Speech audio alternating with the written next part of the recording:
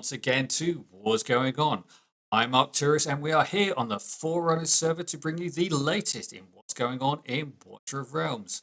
As ever, this is a community-based podcast, so please do remember to like and subscribe, get involved down in the comments section, share with your friends. We are very nearly at 500 subscribers, and it will be great to give away, start that W Gold giveaway in the next video.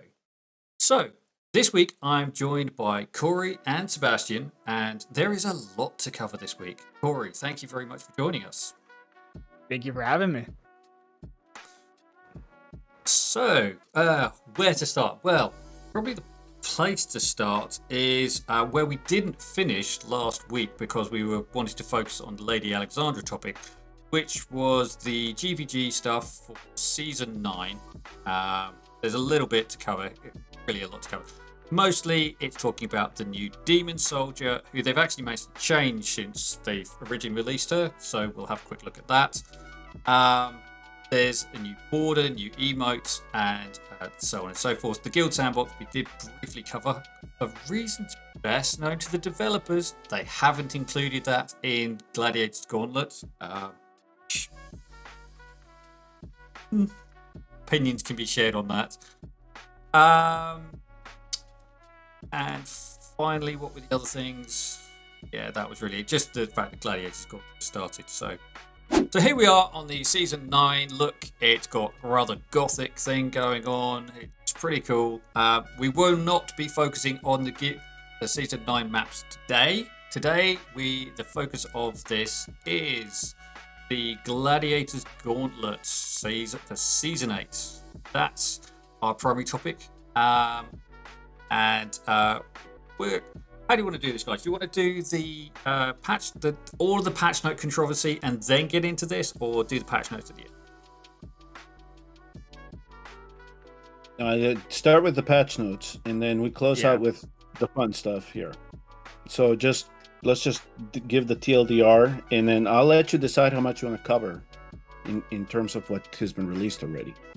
Yeah. Okay. So obviously, there's been the last week's one, which we talked about. So this week we've had yet another patch on Forerunners, and boy, it was an absolute doozy. It's got everything that's going to be probably coming to the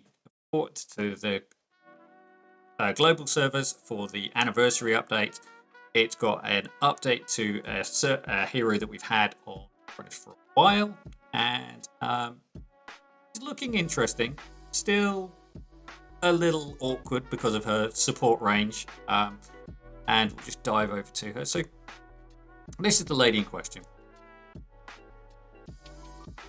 and it's a really I like this character model. I mean, it's one of the few female mages that doesn't look like she's falling out of her clothes, for one thing, but she's a support range mage, so she's got these 2 forward 1 back.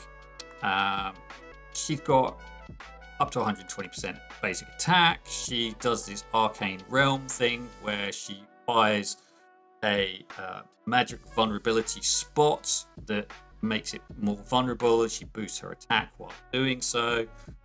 And she does that for up to 15 seconds, and she can boost her attack up to 60% now.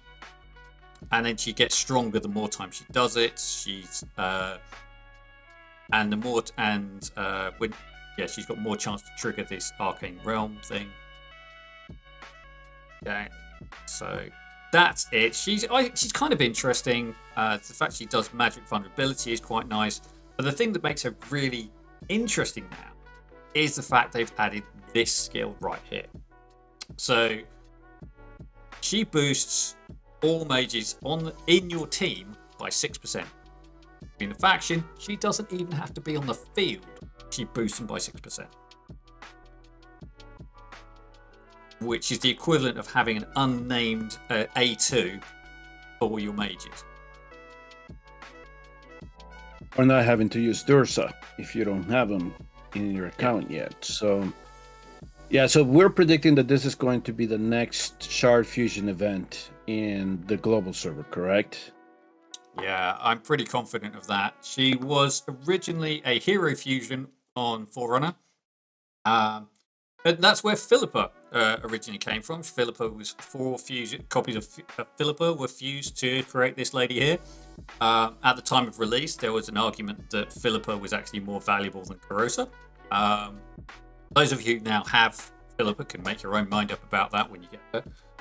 One thing I will say about Philippa, she's a great 12-cost mage. She's a lousy archer.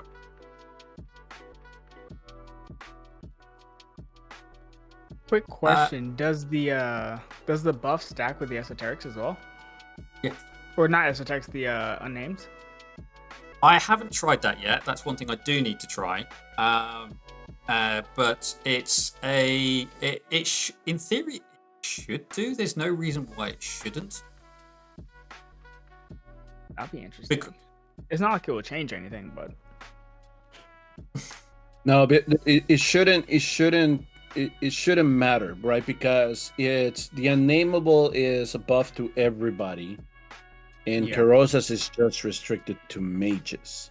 So this is she's just going to be able to enable a lot of the cultists in her faction, or maybe the esotericist. She's not getting dual faction designation, right? She's still just a cultist, right? Still just a cultist. They've left her just as a cultist. Her awakenings are a bit meh. I mean, she is 2-second attack mage. Let's have a quick look at her stats, because this is going to be one of the first places people are going to really talk about it. She's got when fully skilled, she's got the same sort of stats as Dolores, which, remember, this is a legendary, so 2307 for attack. She's got a 2-second attack interval, which is affected by attack speed, so you can get that down to 1 second easily. And her attack does scale up with the more times she goes into her ultimate, and she scales up by to the 7% 5 times, so up to 35%. And during her ultimate, that increases by another up to 60%. And because of her low base stats, you'd be wanting to run her with a Lord. So there's definitely you're going to be getting 15% from the Lord bonus as well. So there's lots of ways of boosting her up, but you'll probably get her to around the base level of like a cultist when she's fully stacked up. She's not going to be a main DPS, but she's supposed to be. She is very much a CC mage. He does this arcane realm, which applies vulnerability to enemies, so other mages can take them out faster. And that's it. She does a little bit of AoE, does this vulnerability, 20%, and that's it. I have got a video on my channel, which I'll put down below, and I will link to this kind of the before and after, which was I recorded it when Chapter 9 Part 2 came out, so ages and ages back, and just showing her off a bit. But now I guess I kind of need to repeat that and look for the comparison between.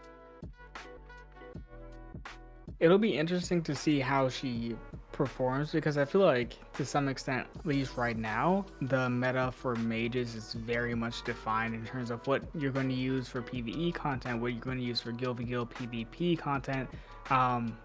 It'll be interesting. Maybe she could have some viability for live arena coming into the game, because she gives those buffs. But overall, it'll be interesting to see where does she find her home. People, you play live arena? People play on a gauntlet? Surprisingly. I think she's just going to be a tool. She's going to be a support tool that we're going to be able to utilize, especially if for those that might have been having problems pushing 21. Maybe she'll push the summoners a little bit. You know, if you have an Honora and you want to put her with a Beatrix, which is facilitating 23, 24. So I think that's probably kind of the utility that you're looking for. What I'm concerned about is her viability, especially with these scourges in 23, 24 and how much damage they do. So it's going to be, I think it's going to be tricky keeping her alive, but that's the only concern. And yeah, you Yeah. can do some neat stuff. So it's going to be my guess here. My guess is going to be that she will facilitate the mid to late game type transition. Yeah, I think the Yeah. fact that she provides a 6% boost might just help people go up one more stage in whatever content that they need their mages for. So it might help some people just push over the edge. Because it's funny to say now that late game now is 21, and now we have to change our whole mindset that now end game is 22, 23, 24, and a lot of those raids are going to be defined by specific heroes. So Yep. this is why Carosa is going to be part of that late game type crew, the ones that are falling with arrogance, and if you want to put Valoraya in there, just an example of a recent hero that we just had thrown, and maybe Salazar type of deal. So yeah, I mean, the game is certainly starting to delineate itself by the heroes that you need for each phase of your development. Oh, yeah. And so that's the way that they decided to go about this. And it is unfortunate because some of the heroes that Arturos and I have developed our accounts with, they're slowly falling to the side, and it's a shame to see them go. But that's most games. Some do work that way, unfortunately. They've always got to Yeah. sell you another hero.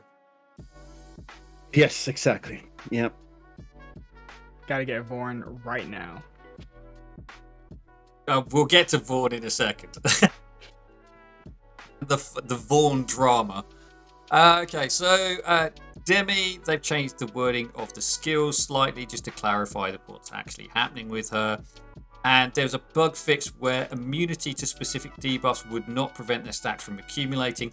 I thought I'd noticed this previously in some stages with Honora, where she seemed to be picking up vulnerabilities when she should be. But anyway, they now claim to have fixed that. So we'll see how that plays out. Right. I think we kind of do this backwards. We talk about Malrik, and then we will go back to the gem enhancement and show it off. So Malrik's Hall is now available, the Hall of Runes. He's in the camp. You go into him. He appears. He gives you 1 stone to try out. You can then go off and farm in stages 19 plus, and you have a chance of getting some runes. And each of those runes, when they launch, gives you an opportunity to do a challenge. So challenge will give you a certain number of chests of varying qualities. And I will put an image in of one of the chests that one of my guildmates got for some legendary chests, and they're terrible. We've fed that into the developers as that needs to be fixed ASAP because some of these challenges are insanely hard. Manual too. Yeah, Each each one use manual. You can't auto it. You can only store up to 50 of these things, so you can. I guess you could save them up until you're near capacity and then go. But you could get really unlucky in that you pull ones which are beyond the capability of your account, and you can't do them. So you go, oh, I want to hold it, but you could end up then having to attempt them in order to try and get to just clear out your inbox, and that would be quite disheartening. Especially Yeah, that level I 50. can see that happen. It's just it's going to be a race. It's just clearing all those green ones out of your inventory, right? Clear them, get Yeah. them out of the way, build on the other ones. That's exactly what's going to happen. Now, I think I've expressed some concern based on how often they're going to be dropping in each one of the raid stages. That 50 may not be enough as a capacity. They may need to increase this a little bit, but I have to see exactly how it plays out. But yeah, How often are they so dropping? this you farmed, I guess. So I did 75 stages of Tireless Radar shortly after the patch dropped. I picked up 3 on the day, and then there seemed to be a bonus one that I guess was refunded after I completed the first trial. That they gave me another one and didn't tell me about. But anyway, so I've had 5.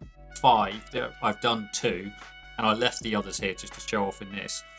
So they come in various qualities. You've got legendary, mythic, and for some reason, but they also come in qualities, and that's where it's going to get tricky.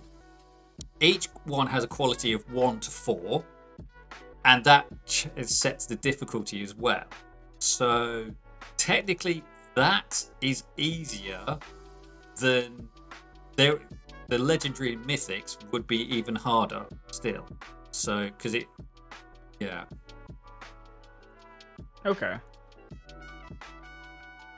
Because I have seen a red 4 and the required BP was 1.2 million. Sorry, the recommended BP was 1.2 million. Whereas a purple 3 is 820k.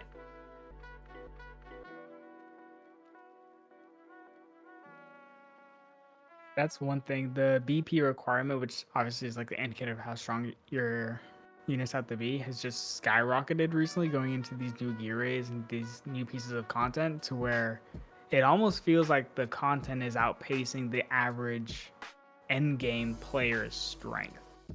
But that's kind of a good thing, because Yes. if they release stuff at the current level, then people are just going to surpass it really quickly. So they've got to set it high so people can't go around saying there's not enough in-game content. It's like, yeah, there is, and we're going to stretch your accounts to get there. But at the same time, it's going to be a challenge for people to actually have the patience to actually wait to complete some of this stuff. The good thing is too, these go towards your gear, correct? So you can make your gear stronger. So Yeah, that even goes ahead and gives you the scaffold. If you can do it, eventually you get stronger, so you can start to do those 24s that you might be struggling in. So I think it's a good progression system if you view it in that way.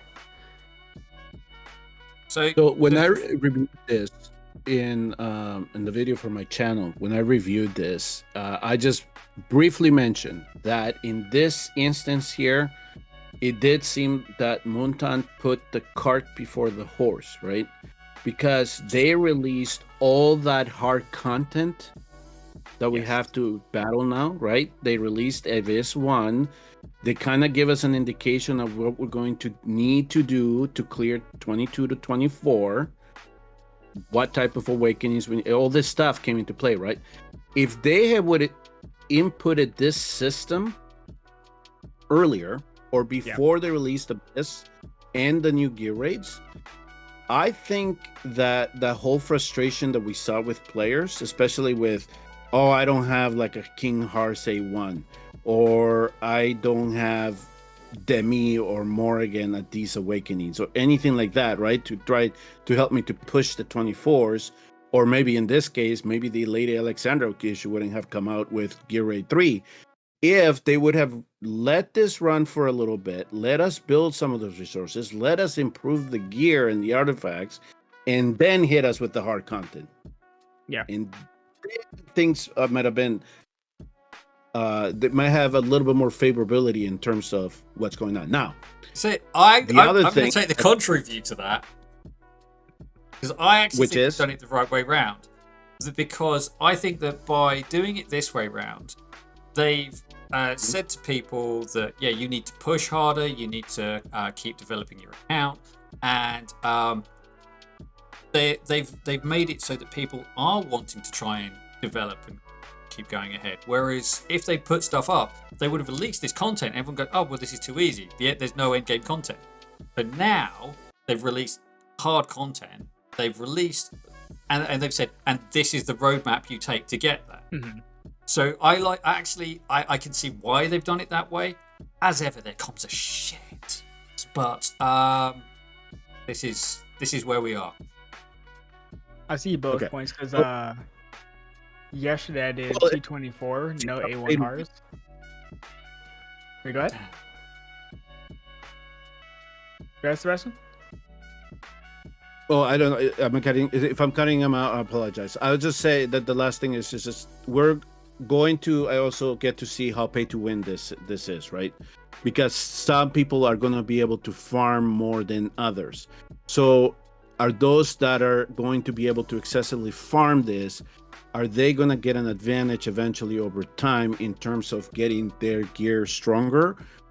I know that a lot of this relies on RNG. I've been playing around with it in the test server, and I can already going to see the frustration with some of, for example, the transmutation gem, because at least from what I've noticed, the one stats that you may want, especially in a Wicked Vengeance, it takes a while to show up, especially the one that you want. For some reason, at least in my experience, defense and defense bonus seem to be a preferred substat with these roles.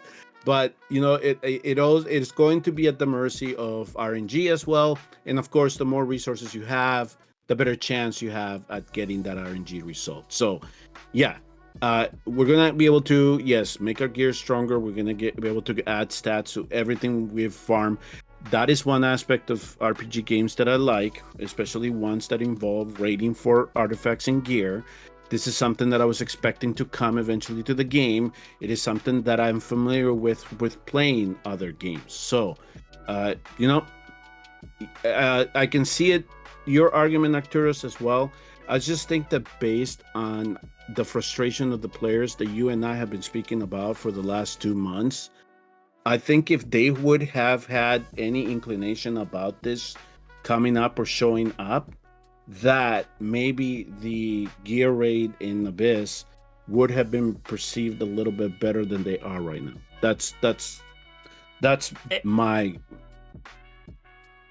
Yeah, it comes down to the fact... Sorry, I think it just comes down to the fact that they need to have a quarterly sort of feedback to the players, as opposed to choosing one content creator and having a dev interview in January for this is the content we're going to push out over the next year, because that means that there is such a long gap and everyone's looking back and they go, but you said this is coming this way. When's it coming? How's it coming? And people are left asking questions. Whereas if they did it like quarterly, then they would have the opportunity to, let's say, okay, and these are our thoughts behind why we're doing it like this. But they're obviously a little bit shy, they're a little bit reserved in what they want to release to the player base, and we've seen this in how they answer questions when they do interviews. So I guess it's a bit of a mess. Anyway, so you can kind of see like difference in rewards here. So an Empyrean 3, which technically requires less BP than my other one, this is the 828k one, gives better rewards than this potentially mythic one here, which has got a lot of requirements in terms of what the being faced. Giant golems reduced. They've got reduced damage. They've got damage mitigation. They don't. The thing that comes in does extra damage. Yeah, they heal the allies in the battlefield. So all sorts of things there, and gets technically less good rewards than this one, but it requires more.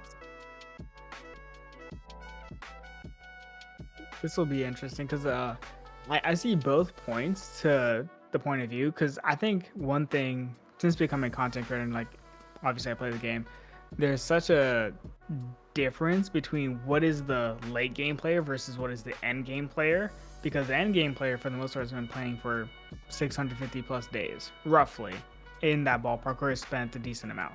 The late game players are in the 400 days, and that gives you gear that's vastly different between the two accounts. So this gives you the opportunity to scale up. But I also agree with Sebastian's point, where if you have the ability to just farm, right? If you are just farming every single day, that means you have a higher chance of potentially getting more rewards, which will scale you up even further. I think what they're trying to do is implement these systems to where the late game player can translate or transfer over to the end game and not have such a jarring experience. And I also think the most important thing that's been noticeable for me is how many ancients do we get now than we used to a year ago. We get ancient shards like water now. When before it would take you maybe 5-6 months to go ahead and get 200 to pull a Lord, you can get maybe 40, 50 in a month nowadays. Yeah, Depending on definitely. the event. Yeah. So we talked about the fact. I mean, we'll skip over this section of the patch notes. We're here talking about it, and I will say that WorGuides has a 50-minute video on this entire topic, so we are only like scratching the surface here. And so you go in, you do your challenges, you get a chance to pick up these augmentation gems of varying qualities, and you can do. You can augment your artifacts. So I've already done this one once. I got bonus health, but you can do it again, and you might add some attack, or you might attack on there. You could do, if you have the advanced augmentation gems, which are the middle ones, then you get to add even more attack or more HP. And finally, you can do random attributes, which are one of these. I think, Sebastian, you were saying that they tend to favor the defense one. Oh, the In your weapons that I experience. was trying to. Yes, that defense seemed to be the permit. Now, on this ones, I haven't. I don't think I've really tried. Let me see here, to see as to whether the stat that I want will eventually. As to one of my concerns was that you could only roll it once, but yeah. So based on what I'm seeing here, you can go ahead as much as you want. So if you don't like, for example, that I'm getting here healing it 3 times in a row, I can shoot for something else that I'm looking for. So, something like the Scarab, yeah, maybe I want healing, maybe I want attack speed, which is what I just got, or attack bonus. If that is something that, depending on what who's going to get that specific artifact is essentially what's coming down to. Yeah, definitely. And it does give you that little bit more flexibility in your build design as well. So you might have that one piece of gear that's got really high attack, and you haven't been able to craft it in such a way that you've got the crit rate. The crit rate isn't maxed out on it, so you can pick up the crit rate on something like the artifact because you've been able to augment it. That's quite a nice little feat. It's actually really smart. I like it. I think it gives you a lot of flexibility.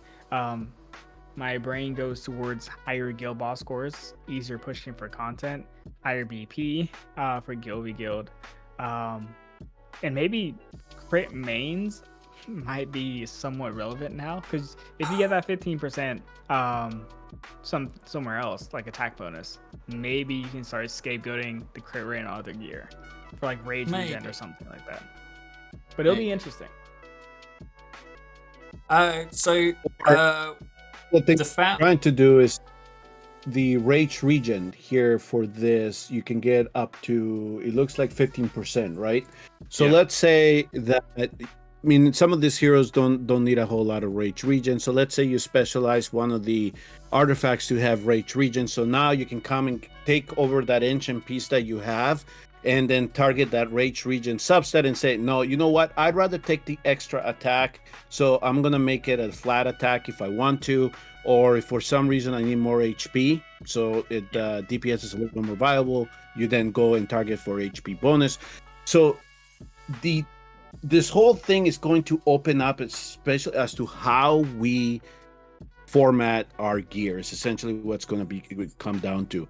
And one of the things that I think that the developers also did here is that they made AMR a little bit more valuable now in the end game, because you are going to want to get as multiple scarabs, for example, if you wanted to, because maybe in one of them you want extra speed and then the other one you're going to target healing effect or something like that, just to make sure that the hero that you're using, that you are specializing for, has the stats that you need for that hero to excel, right? Yeah, that's a really good point. Okay, so just going to dive back into here. So the Foundry you're all familiar with, as it is on Global at the moment, but you'll notice that there are some things missing from down here. The Ascension stuff is still in here, and that did freak me out the first time I went into the Gem Enhanced build. I couldn't find the Ascension stuff. It is still in this section. It's still there. But what you will have now is a new thing, which is called Gem Enhancement, which is just about to see between Corey and Sebastian here. And this is where your recasting, your refinement goes, and in here you've got your Darkfall Gem Enhancements. So you can come in here, for example, grab a piece of gear, probably not one with a variant, so to add that in there. And now you can do the enhancements. You can enhance the primary attribute, which is a nice little feature. Again, it's making up the deficits on other parts of the kit, so you can have more specialized builds or specific things, or again, just that big push on a thing.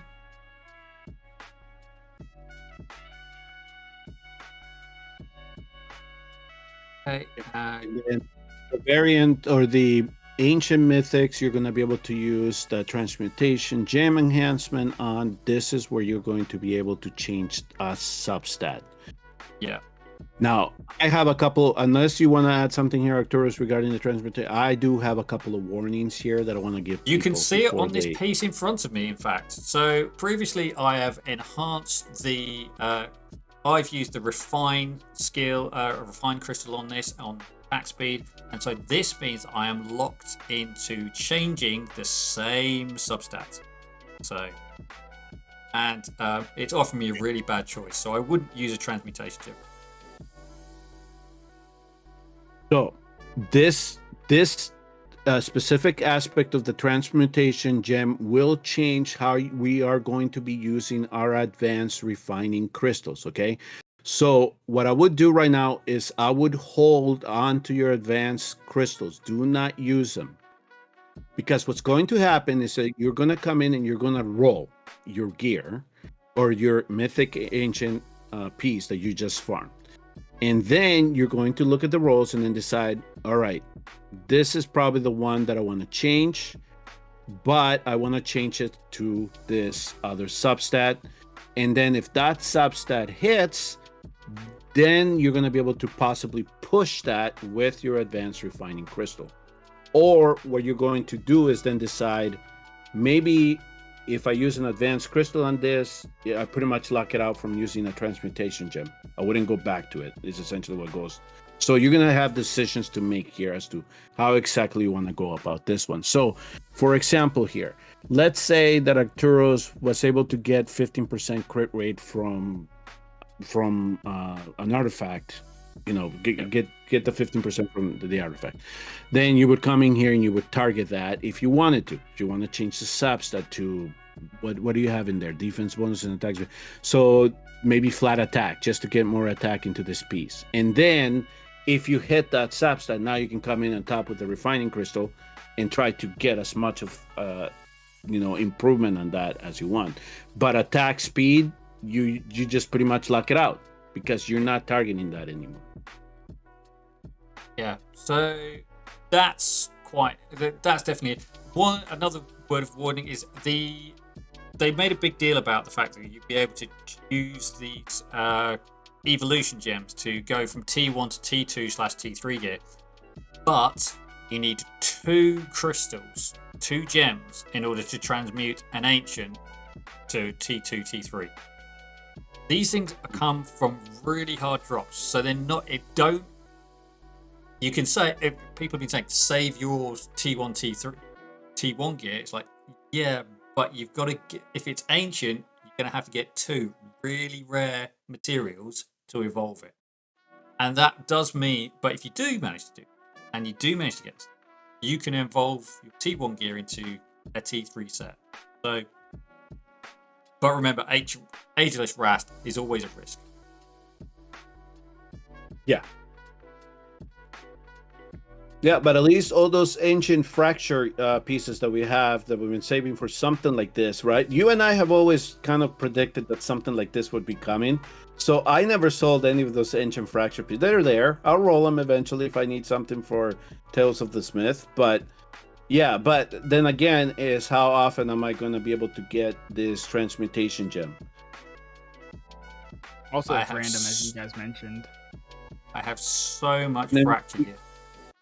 Look at all of and then this. curse ancient too. It's other pieces that I saved. So, but at the same time, go look at those pieces, and if they have bad rolls, I would say yes, you can feel comfortable in selling them. But if it's something that is just super good, just save it for now, and hopefully you can strike a transfer. So something like this, yeah, that's a BP kind of piece Yep. for heroes. So Mirrored. yeah, I would say H list. If you hit H list, okay, it might work for that. But if you want something that is going to help you push content, yeah, then you're gonna be hoping for Soulbound or Inferno. You just Yeah, hope that you get that. Jira might take it because it's got that nice HP bonus for her as well. So. Okay, so that is kind of a whistle-stop tour through the enhancement stuff of both the gear and the artifacts. Do check out WorGuides' video. He's got some interesting information in there. He's even talking about like percentage drop rates, so it's going to be interesting if he's got that information.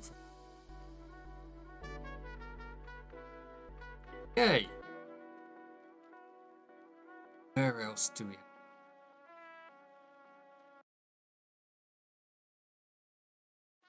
That's the Vaughn thing. We'll come back to that in a second, but it's a storm in a teacup. Talked about my right arena. I kind of touched on this in a post earlier in the week. The Plat 3 coins for Apex have now get 600 coins rather than 200, so that's a big jump there. Overlord has gone from 400 to 800. Overlord has gone up by another 750 coins, further enhancing your lead if you happen to make Apex. You can now get Apex coins in Platinum 3, 5 in Platinum 3, 12 in Overlord, and 40 in Apex. So basically +2 in Overlord and +5 in Apex. And you get a one-time gift depending on how you performed previously until the thing lands. Get 3k if you had made Apex, 1500 if you made Overlord as your highest rank, and 1000 if you free. And all of you people who pushed for Lady Alexandra and you were in the first limited number, currently 100 are being given out on Forerunners. It's going to be an exclusive skin available in October. But if you weren't one of the And I first would ones, say 100 is not a fixed number for global, so everybody should check out a little bit. This is Forerunners, right? This is Forerunners patch notes, so just wait to see what they do for global before you start complaining regarding it. The only thing I want to say about this, Arturo, is because you and I have covered this extensively, and I gave, along with Jake, we gave solutions as to how to try to improve this whole thing, especially when it comes to arena. To me, it's a band-aid solution. It's not a complete solution. I think that this little bit, what it does is it kind of offers a little bit of hope for the late gamers, those that are trying to push their accounts into Overlord. But I really don't think that it has really fixed the issue when it comes to the Overlord to jump to Apex for you to be able to farm the farmable tier that requires you to get the currency that you have tied this hero behind. And so that's where I'm going to leave it for now. I am still sending suggestions in to try to improve Arena, to try to open up that tier or open up multiple tiers where you can get a little bit more Apex coins to farm. Because as it stands right now, the major tier for end gamers, which is Overlord, is not given the appropriate amount of coins that is needed to really grind. The grind just seems a little bit more exhaustive in that tier versus those that are able to dominate in epics, which already now have an upper hand because they have the heroes that are needed to compete in that tier.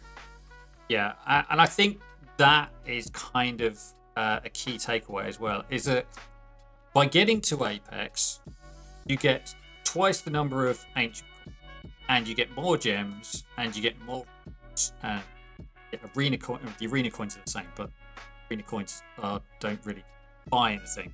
But the key thing is you get more access to more Apex coins as well. So by getting access to more Apex coins, you've got more opportunity to buy legendary skill crystals, divine summons, ancient summons.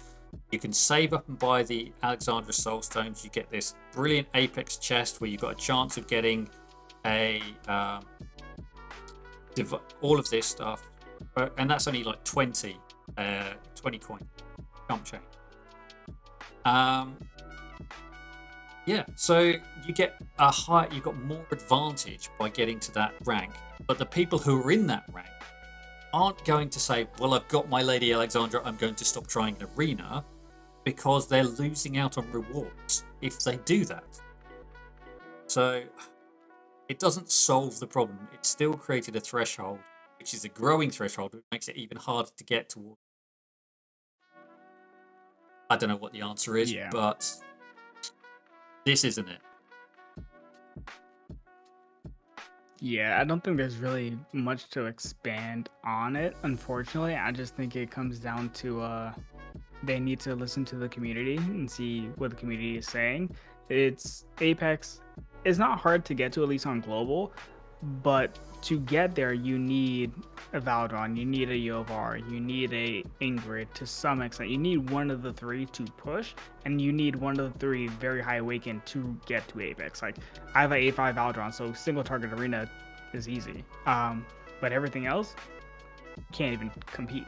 And that's with me playing forever, right? So they need to reevaluate it. I do think it's interesting as to how there's 2 arena shops. I don't think there ever needed to be 2 arena shops.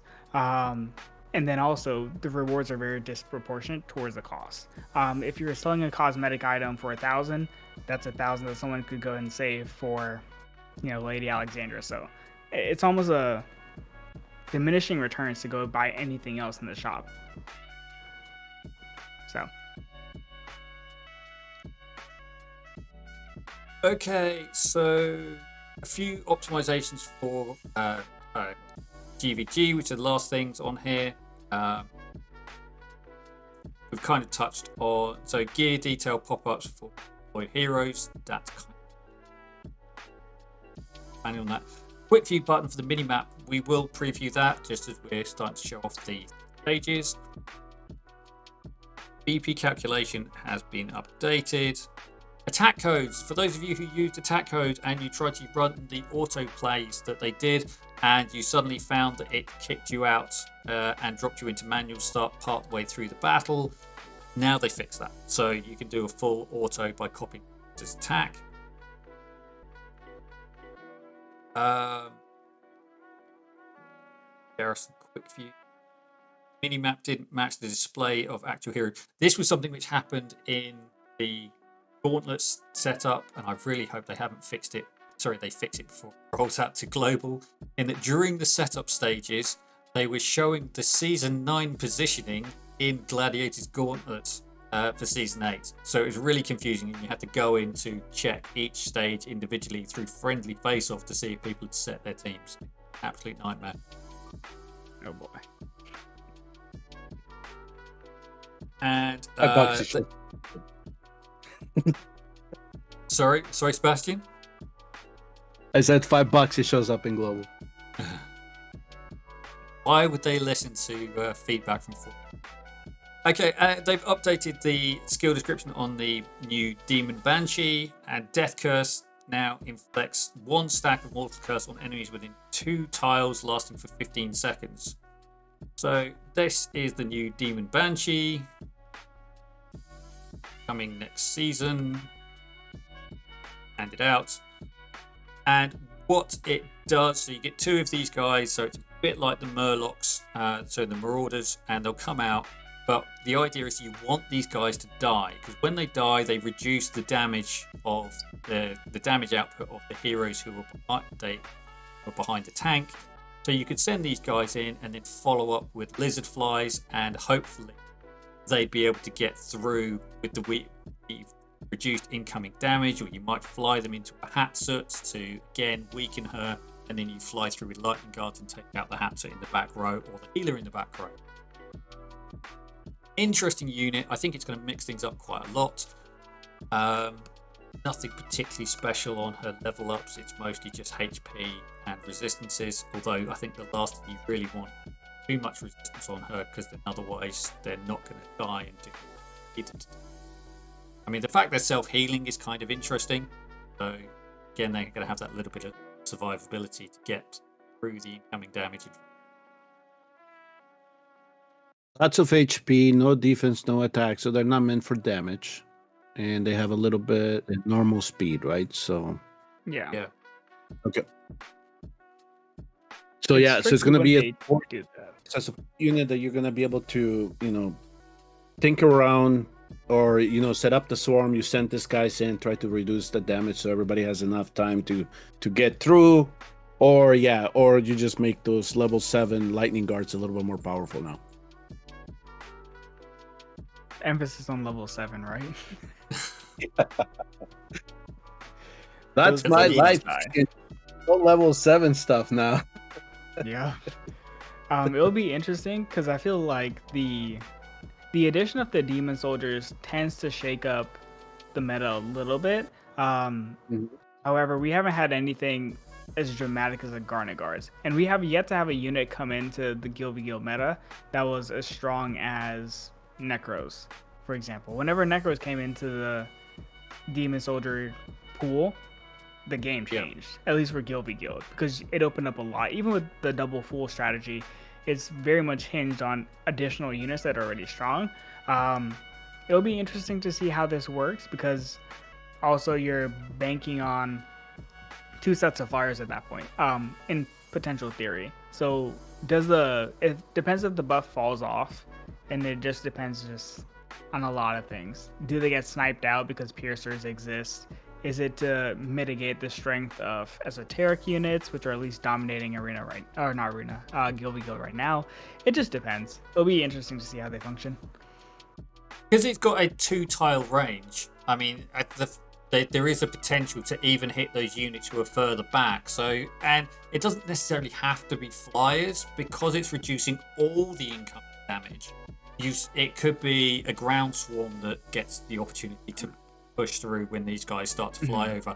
They just take focus because they're able to fly over the tank, at which point they can reduce the backline's damage, and that allows the swarm to push through. So it'll probably just make Necros even stronger. I'm here for it. I love that. Okay, so here's the quick preview button for on the minimap. This is when you go to set your own teams up. So you now get this quick preview popping up. You can see this is the team that I'm running. Sebastian has plenty of feedback, and he keeps running through my teams because he's like that. And this I spider dogged you once. And Corey knows what spider dog means, but yeah, that was a fun trick to do, just to give you a perspective of what happens if you do crowd that front there. But you need a lot of CC at the front with this map. So, but yeah, go ahead. You go ahead and start wherever you want, and then we'll go from there. So, hoping that the tool I'm using doesn't kick me out in about 2 seconds, we'll dive into having a look at the keeps, because I haven't set any teams for this. So we'll grab 5 random units. So, I mean, the keeps are still a pain in the butt, but there is still the Ingrid tile there. It's just the only unfortunate thing is that they removed the ground tile, which we were using for a tank. So that's the only really thing. I don't know why I brought everyone. I should just bring Talon in, because she can place everywhere in it. see it all in one go. But this is absolutely perfect. Yep. So now you have this little spawn point right here, so you can place a unit on there face up. Get your tank up here around the corners, and have some platform ties back here, trying to snipe things over here. Go for a 3-tile nightmare team, which I have seen used. There's the opportunity back, so just below, right at the very bottom here, opportunity to have a healer face up. You can even provide they had basically said you can have a nightmare comp. This Scream Season 4 map, if you remember how it looks, Sebastian. Yeah. I beg season 4. That one is not season 5. I remember that little tight curve. Yeah. Yeah. So this one here, you could try the nightmare comp. It's just wasn't there 3 tiles For the keep, I think. Yeah, this was the keep. Yeah, that's it. So, can you do that? I guess you could do that nightmare if you want. It's just I think you open up yourself a little bit too easy with the swarm, given that you don't have a direct, the 2 units here on the back. If you do that 3 formation, you don't have a direct hit, so you can overwhelm the tank to begin with. That's my only concern there. But if you have somebody like Ajax, Hatsu ready to go, make sure that you're doing damage. Yeah. Hatsu face up, so you get the Hatsu attacking them. They're coming down this main line, and then just as they start to turn the corner, she unleashes her ultimate, and hopefully you've got Arrogance ready, and he's helping whittle down with some AoE that direction. That works quite nicely. If you put a archer on this tile, but have your defender back here, you will probably get sniped by epic archers or archers because of the positioning. You're just inside that range there. Actually, epic archers would probably take that tile quite happily. Yep. 1, 2, 3. Yep, that's a 3, and the tank is not in their range, so they turn right to that. So that's why I called that one a dead tile when I previewed that map. So people want to be careful with that one. I mean, it's depending on what's being used and how it's being used, you might get away with it, but you are limiting yourself by using that tile. Else, so obviously you can't. They've stopped you having. Isn't there a platform behind? There's a platform behind there that is being hidden, right? By talent. Not down here. There's one here. So right at the bottom here. Yeah, there is. Yeah. So there are two platforms together because they moved that one to the left or to your right. So there you go. So if you want to get your healer back there, save it from like Garner, for example, type of deal. If you wanted to put that type of formation, there you go. You got it. Ezra and Lily, for example, Carnelian. Yeah, so that sort of thing you can do, works quite nicely. There's a lovely Ingrid tile up top. There is a lovely Ingrid tile up top, but if you do that, and I probably should have brought Ingrid in to show off, you are very limited in what you do in terms of support for that. Obviously, you've got Ingrid there. You can put your healer up to her face down to maintain focus on that healer. You would still be subject to. I thought he meant that tile by the core, and then if you point her to the right, and then you put that tank up one, now you have an Ingrid tile. I thought that's what he meant, since we were talking about this setup here. Let me go back and bring in Ingrid in so we can actually do this properly. Okay. I'm here for the Ingrid propaganda because she's weak in towers. this season. Because that was one of my proposals for people if they wanted to bring Ingrid back, is that at least in the keep, and there was one in the tower where you could possibly play her if you wanted her. Now, if it's 3 tiles, remember you can still get her mode switch, but in this here, in this formation, you're gonna have some time. You're eventually, there are going to be more demon soldiers showing up. If your tank holds, then she'll change. Hopefully, So, because so sometimes it takes was a this while. the tile you were talking about? One more. Yep. One more Up one. Up one more. Up one, and then move the tank up one. You see this is this is option A right here. Yep. This is she can't switch modes if you put her there, so that's potentially a good thing. But you can still then just stack up quite easily on the tank and push through, and then you'll dependent on whether you've got enough CC back here or what else to try and stop everything that leaks through, that will leak through from ruining your day. I mean, you can do that, something like that. Well, you figure out a way to protect yourself against flyers, right? Yep. So that's one, and then you prevent yourself against the rush. So you either bring a second tank, and that'll help you with the rush, because hopefully you have some type of AoE mage that can take care of that. If you just want to use somebody like you can try to see where she would best fit in the map to try to prevent that, and then you give your other units a little bit of a chance in terms of taking those out if you wanted to.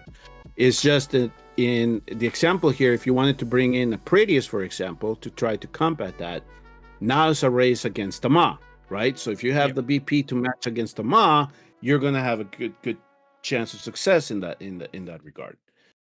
But if it's a Ma that is affiliated to a A5 Iobar, you're probably going to struggle a little bit. But at least this gives you, especially if you are somebody that relies a lot with on Ingrid to do GVG, this at least brings her back into the fold for you. Yeah, she's safe in that top for the most part.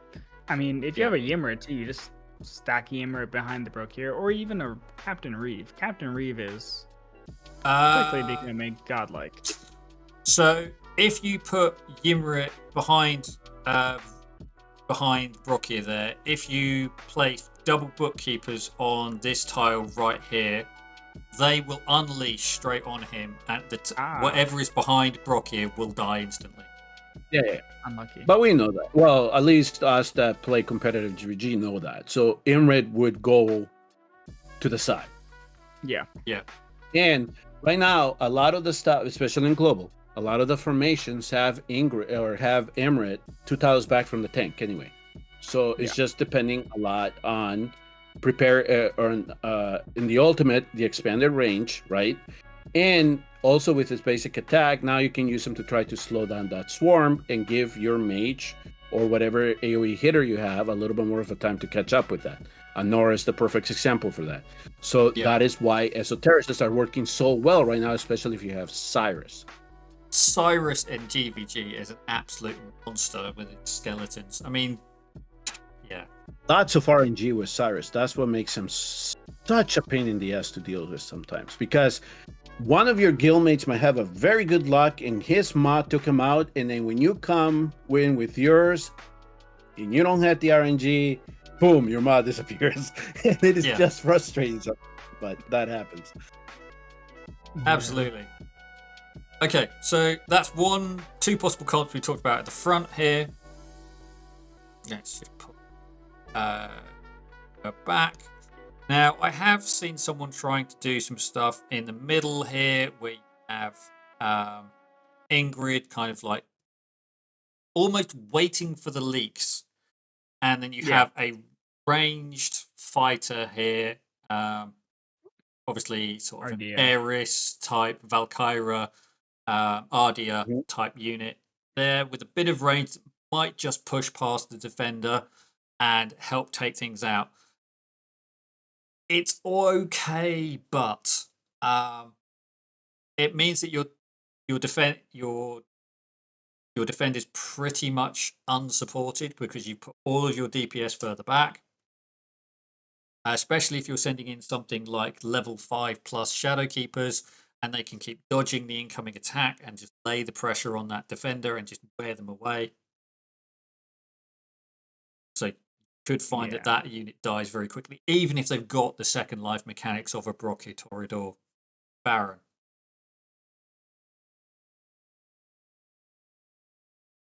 Yeah, and also you just fly over because Ingrid's gonna do the AoE, so you just drop some healers, drop some flyers. Yeah. That healer's gonna die. There's no way it survives. They've done something really weird here with the positioning, which says "Let me bomb you."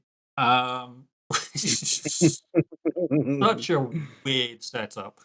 So if you do decide to sort of set your defender here and you go for your, or no, not even that, you'd have to have your defender here for this to work, which means you can't place uh your your Ingrid there, and then you're trying to have two DPS units or 2 or 3 DPS units either side of the main.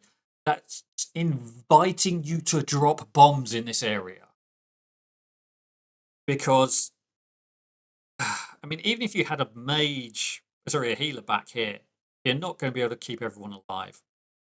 No, you gotta choose one. May, And may, Harden's may, not fast enough to put orbs on everybody either. So Nope. no, don't do anything like that. no. I mean, maybe Narissa is the answer. So Narissa, obviously the new mage who's coming, sorry, new healer who's coming with her AoE and all of her sort of retribution stuff going on, but probably not. And yeah, we're not focusing on her today. As she gets more details about where she's coming, we'll do some more information about her. But yeah, from what I've seen so far, she looks interesting and could have real implications in GVG, especially against shielded units. So don't set up like that. That's a terrible idea. So what were All we right. talking about?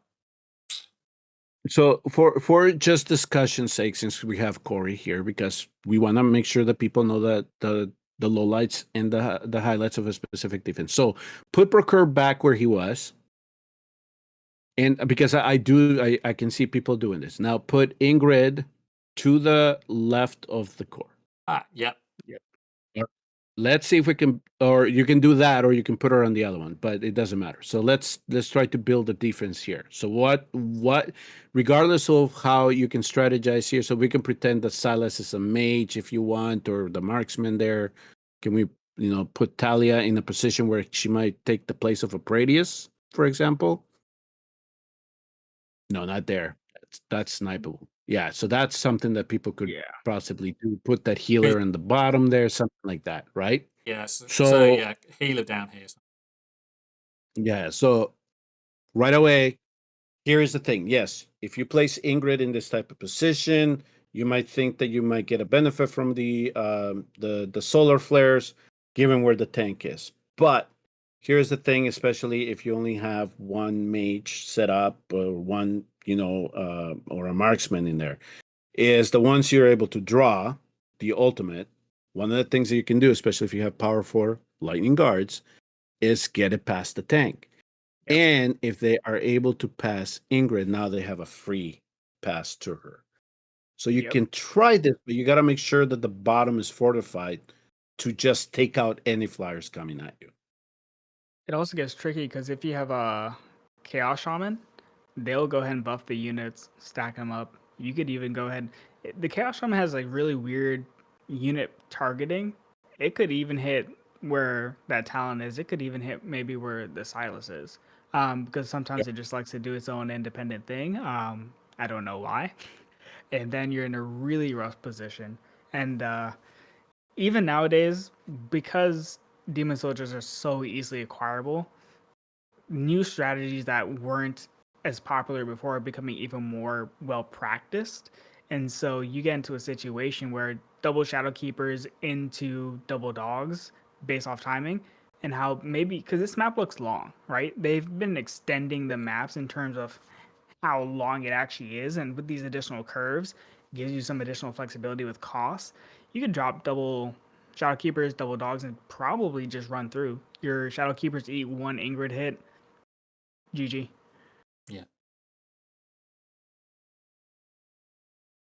But yeah, it's an interesting map. I just wish they would shrink the maps a little bit. Too many tiles gives almost too much flexibility to do some wonky things. I know there are some people who really long for the 1 to 3 map again, season 1 to 3 map again. If only they could do their eye spawn camping again. So, tiles to watch out for in terms of setup. Don't put anything on this tile here because you will get sniped. Mark's epic archers coming round this corner can snipe you in the back and take out this unit. But don't try and be smart with a healer back here. You will die. Does Some people it will change try to based on use. tank? Sorry? Go ahead, Sebastian. No, that regarding your question, no, because the tank Okay. is usually up front, right? So it's out of the Yeah. targeting range of the So archers. if if you put if there is a tank here, then this tile is safe. But if if you're putting a unit here, Yeah, the only reason you'd they're have useless. the reason is you'd have them facing this way. Um, Yeah, at which point it becomes a moot point because this guy just epic archers round the back, straight, or even rare art, 3 tiles straight in the back of the neck. He's dead. You could even probably get bookkeepered at that range, and then the unit in front of him dies as well. So double bonus. So don't use that tile. You can do a nightmare comp at the back, but as we've there's very limited spacing for healers and archers, so everything's going to be right in the face and suffer significantly compared to setting up at the front. If you're going for a nightmare comp, I mean, you could even try and be cute and have it there with what your sort of Wukong / arrogance facing down, maybe to try and get a bit more damage coming into this tile. Still not a great setup. bookkeepers, Yeah, bookkeepers and bookkeepers. shadow. So one of the, at least especially, I mean, we didn't see this type of formation too much in global, but those that tried it here in Forerunners, we just bombed it, right? Because Yeah, they would have the preference putting somebody like Sun Wang Kang in the tile, and then they would play somebody behind Sun Wang, and if you time the release very well with beholders, and then speed them up with the speedster, you're yeah, golden. You're done. You take 2 units out. So just you got to be careful if you do decide to do that. I think that for defending the top of the map here, I know that a lot of people are trying to do the Ingrid, the Ingrid positioning with the tank. Unfortunately, it's just that the tank moves down 1, so it's Yeah. harder to protect. Right? Yes. That's the unfortunate part They about defending have the keep now. Yeah, they have moved that defender tile down 1. It was previously there, which gave Ingrid a bit more viability.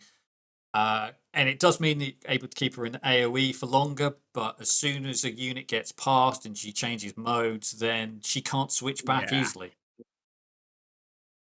Yep. So it is going to create a challenge in terms of that. It just depends on how you position the other units now, right? Yeah. And they took what I call the Imred tile away, and they made it a platform. So you can't even protect the tank in that manner. So in this aspect here, did we really gain an Ingrid position, or did we lose one? It's essentially what it comes Actually, down to. So if you had a an Ares there, because you've then got some CC as well, yep, Mhm. that would be That's what I was really going to say. It would be a watch guard composition that you're going to depend on instead of being an arbor composition here. right. yep.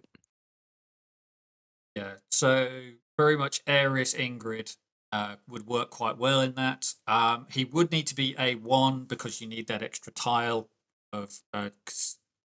Oh no, A naught might just get him there, but he would do better at A1 because tile A1. extension. Yep. Yeah. Because mine's A naught, and I kept running into the fact that I just hit the defender. Like I just need that tile. But I And remember also, having that with Valkyra when she was A naught. It's classic. yeah, and also please do remember that if you do place the tank there, those two platform units that are by the core where they're sitting empty right now, they're not protected, so you can snipe them off if you place anything there. Don't try to get cute. So it pretty much restricts everything that you can do to the back.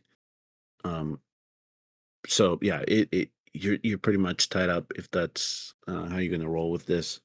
But yeah, this could definitely be an interesting team to face against.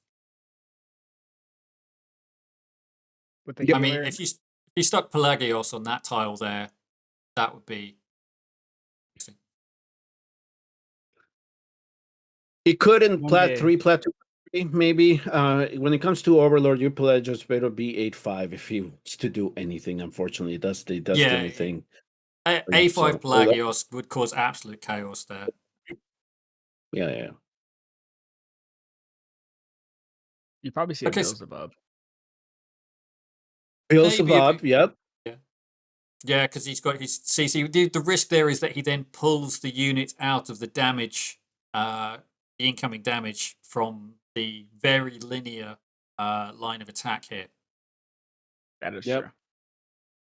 That could be It'll be one. And interesting. then if you suffer the lightning guard bug, you can completely change the direction and you just head to the core. That's the other unfortunate part about that. So yeah, be Yeah. careful how you play Beelzebub.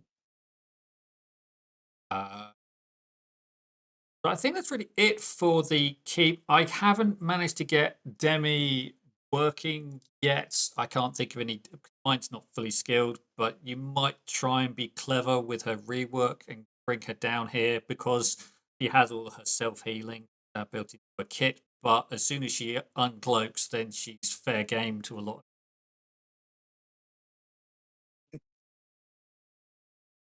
Yeah, that's the unfortunate part. You can't control the ult on Demi. So yeah, you can time that very well. Yeah, yeah. I think that's Don't it have for the anything else. keep. It's gonna be about the same as it was during the season. It's just that they changed a little bit of positions. I think that they opened up the front a little bit more and they Yep. made it tougher. That's essentially what's gonna come down to it. Okay, so going into the towers now. You can look at my shocking teams and consider your own way of doing these.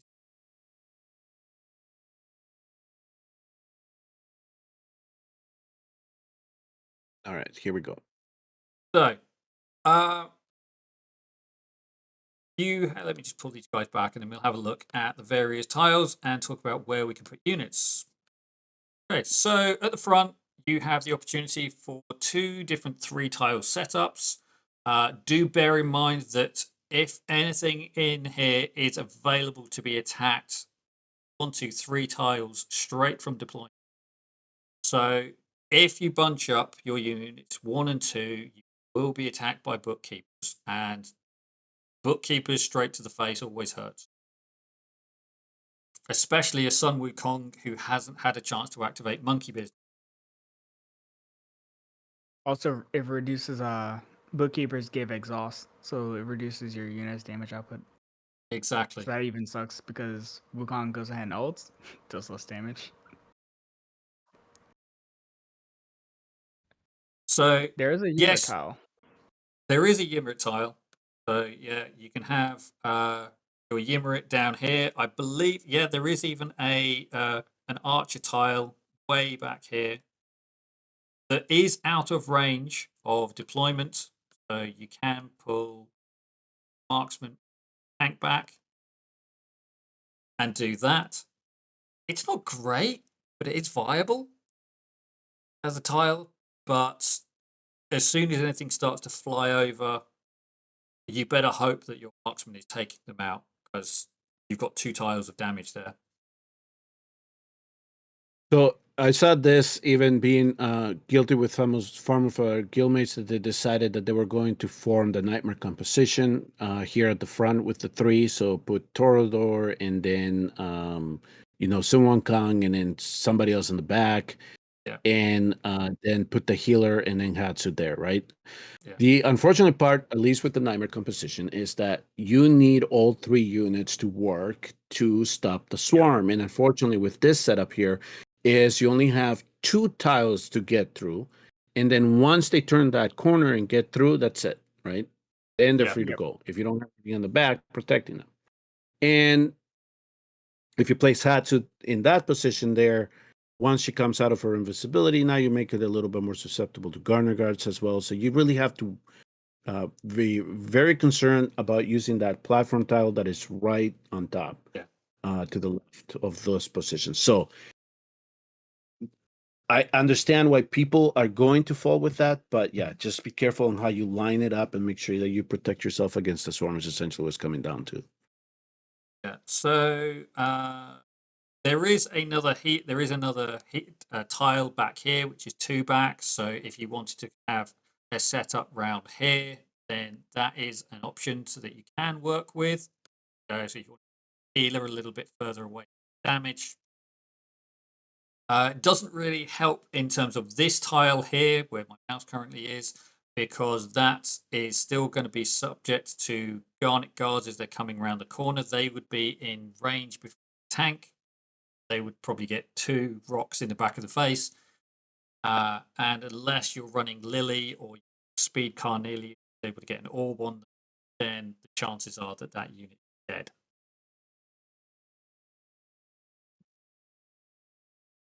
Yeah, this map is a little bit tricky placements wise because I feel like all the normal placements that you typically do are broken.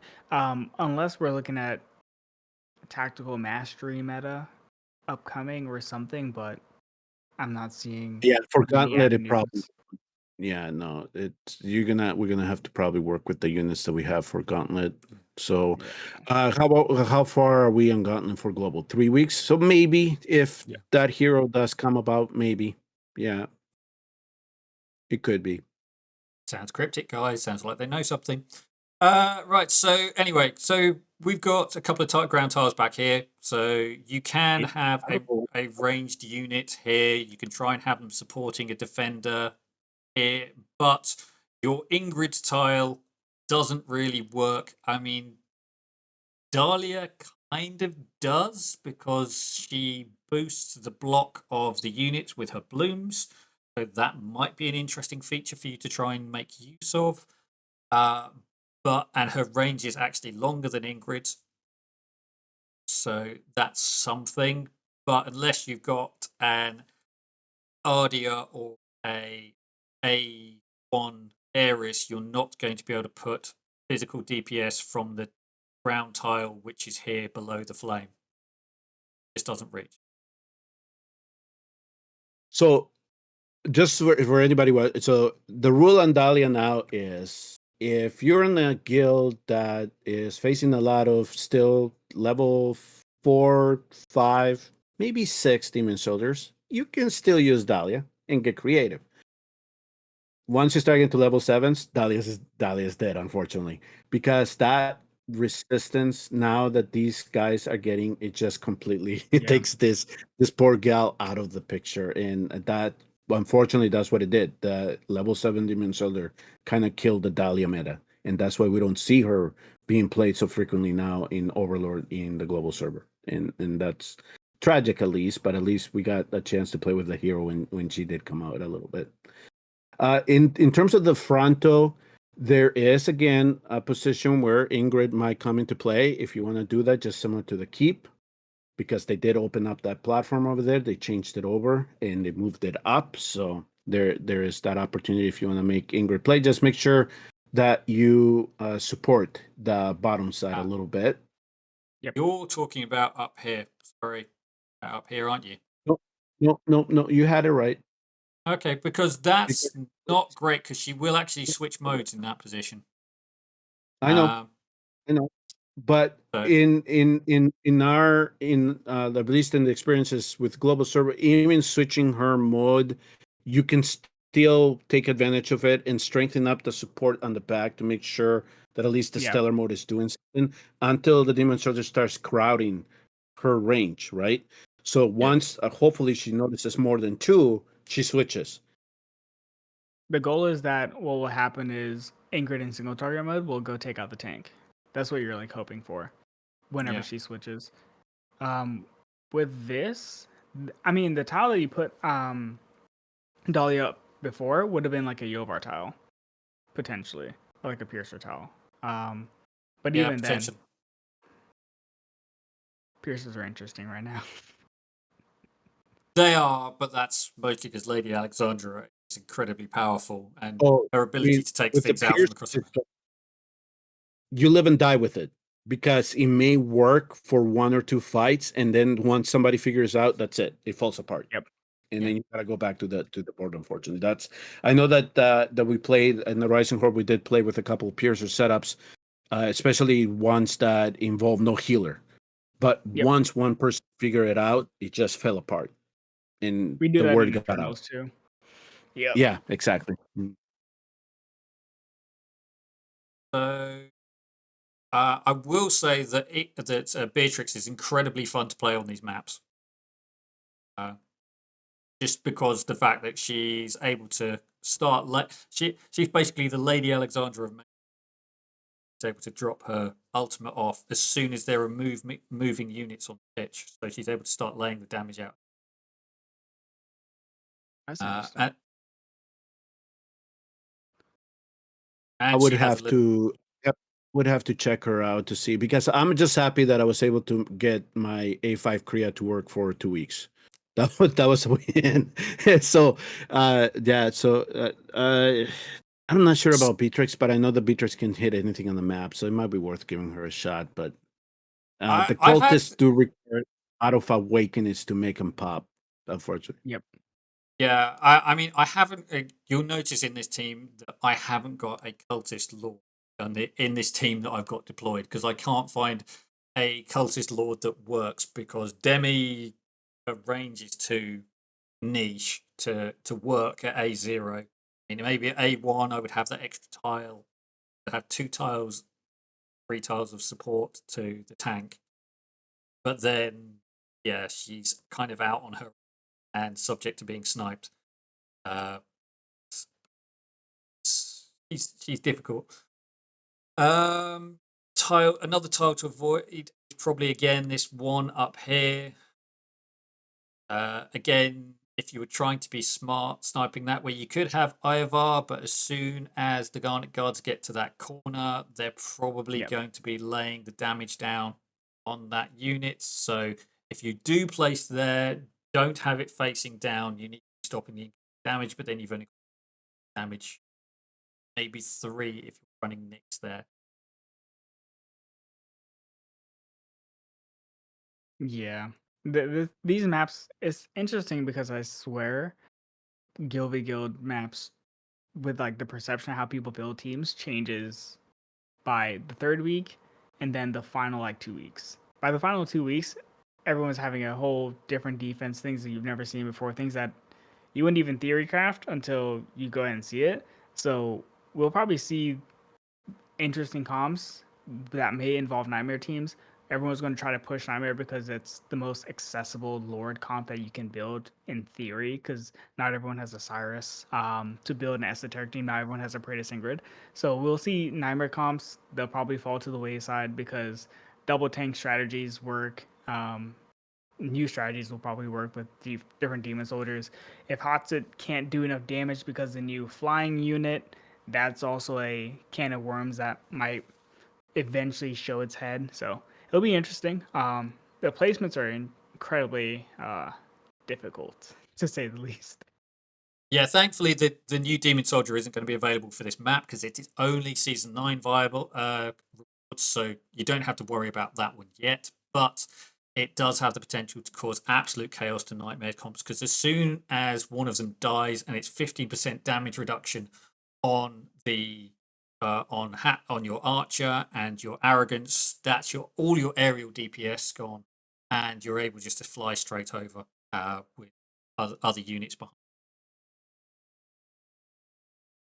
Yeah, Yeah. that's going to be interesting. Okay, any other tiles that people want to talk about? Any other potential comps that people want to mention? I have a sneaking suspicion we're going to see more Ingrid type defenses here on the back, especially with that Dahlia platform where you have a Dahlia placed right now. It's just going to be one of those things that if you can support the rear of the formation to make sure that once anything gets past Ingrid, that it doesn't pick off anything on the back. That's essentially what's gonna I'm just happen. having a think. We did see a couple of Ingrid teams recently. Not sure if these guys or might have been the last one we faced, and they did have some Ingrid. Yeah, so this is one Oh comp no! with that Don't we've do that. seen. Don't do that. We'll just bomb that. That's a no-no. That's why I went 1 and 3.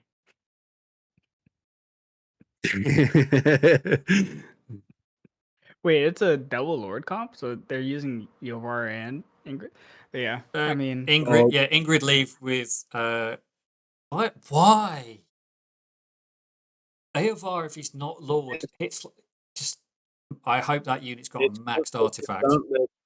this is the first couple of rounds, people. So it's the differences in matchmaking right now are going to be drastic. So yeah. yeah. It always happens. It always Yeah. happens.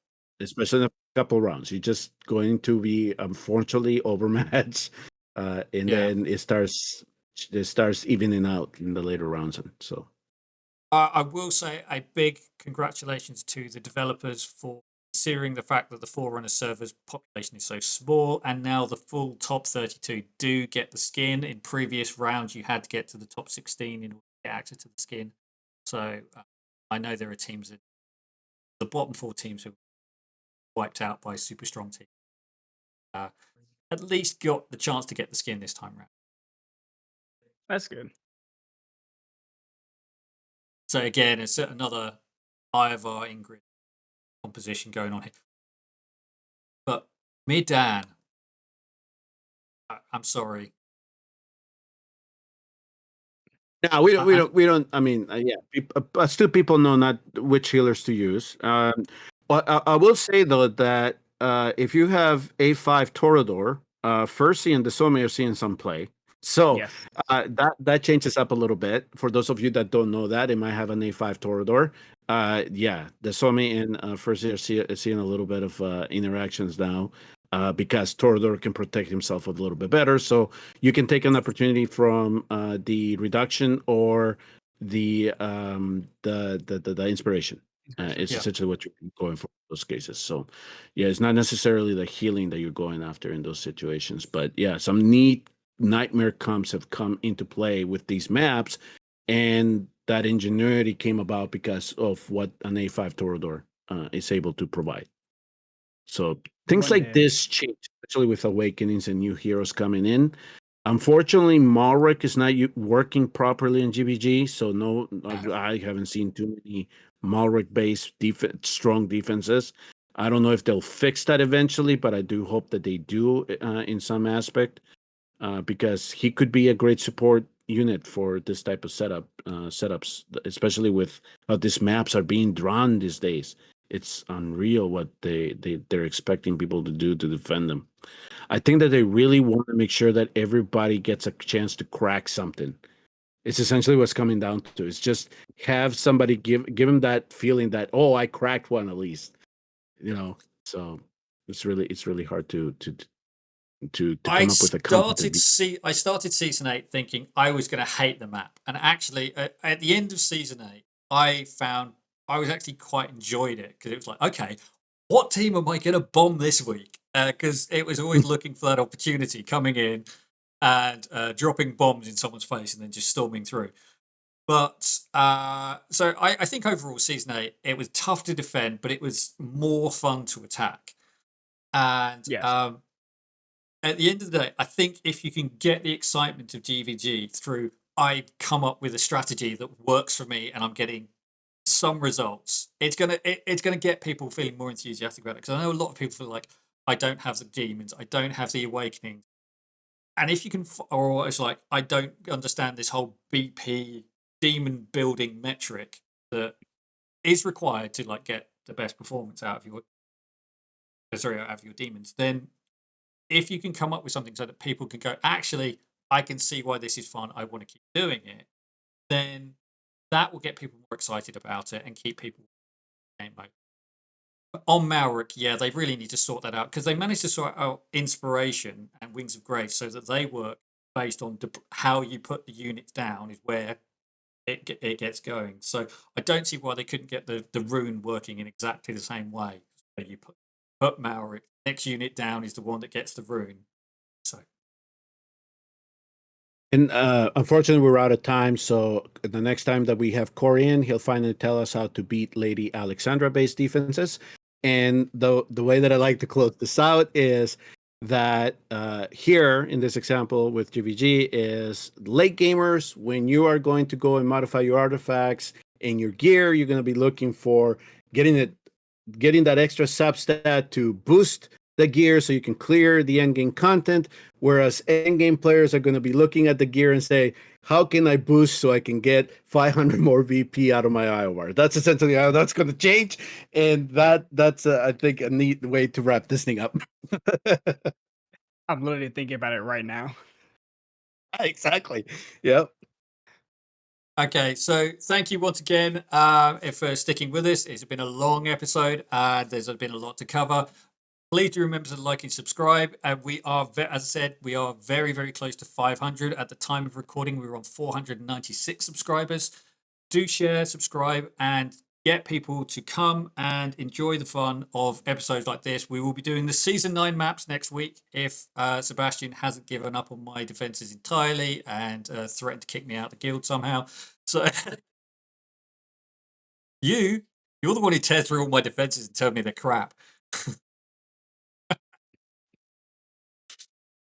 I'm not the guild leader. I only test stuff that people ask me to test. And then when I show you guys the weaknesses, you get mad at me. So I can't win with you guys. Because we put effort in and we think, oh yeah, we've got something working here, and then you just like walk through it with 2 units. It's like, Seriously, he told me, could you hit this defense? Okay, I used 2 units. And what do I get in return? Oh, F off. That's the 2 unit test. If it fails with 2 units, it's bad. It can be like whatever units. It's like if it's 2, okay, like just wash it. I did, and I came up with something better so far. So yeah, it's impressive. I mean, I think that you appreciate this, Arthur, and I this is what I have to remind you guys of. The levels of GVG that I'm playing in the global server is far beyond what you guys are seeing here. Even Phoenix, hey guys, I'm gonna give you credit. I don't think that you would even touch the top 10. I'm being honest in the global server. I know that you're great tacticians, but the defenses that I see here in the forum, you wouldn't hold up on the top 10. It is that far in global how far GVG has scaled, and the level of demon soldiers now is just above what these accounts that are able to farm persistently 7, 8, and now if they are having extra legendaries just in their vault, just just hanging around, you turn them into awakening tokens, and then you can go get 50 fragments of an epic. It's a game changer. It's just completely 30 fragments of more. That's insane. The Maw shard is insane. That makes no sense. Oh, that was, oh god. I was like, we're gonna see level 3 soon. Yeah, especially if they cycled, if those mosh are cycle like every 6, 8 weeks. Yep. We're gonna see level 3 moss in global soon. No question. Yeah. Cool. Thank you very much, everybody. Thank you, Corey, for joining us, Sebastian, as ever. And we will see you all in the next episode. Bye-bye. Bye.